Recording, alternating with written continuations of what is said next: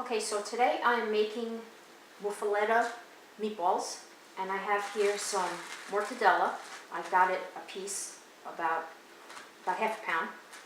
And I also have some Genoa salami also. I got a chunk of it, half a pound.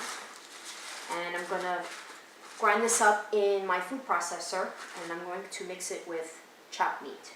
So right now I'm cutting it into pieces so I can fit it into the food processor so it can blend it easily. Okay, so like I said, I'm cutting up the salami. This one's a little tougher to cut up. I'm going to put it into pieces, pretty much like these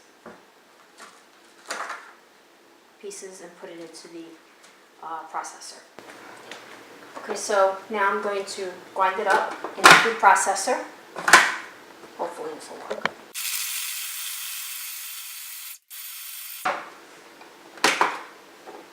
Okay, so here's what it looks like. And now I'm going to mix it in with some ground beef. Okay, so like I said, I put in some ground beef.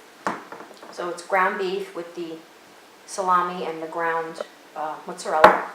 And my ingredients are parsley, oregano, basil, some black pepper, garlic powder, onion powder, 1 egg, some milk, and some grated Parmesan cheese.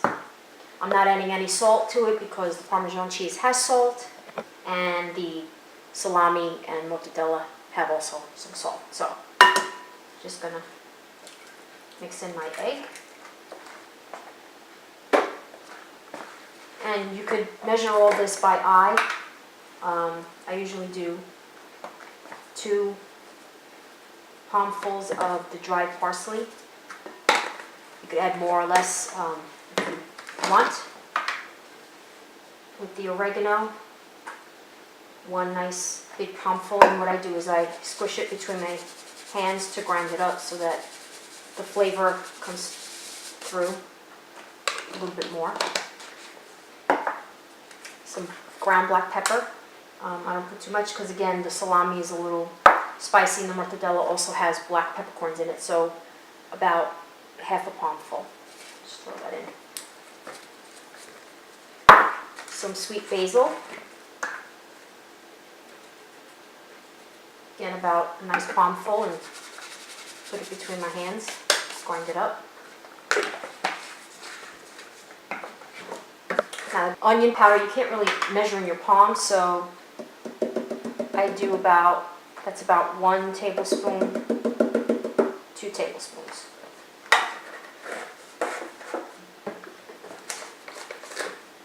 Garlic powder the same, 1 tablespoon, 2 tablespoons. You can add more or less. If you like garlic, add more. If you don't, add some less.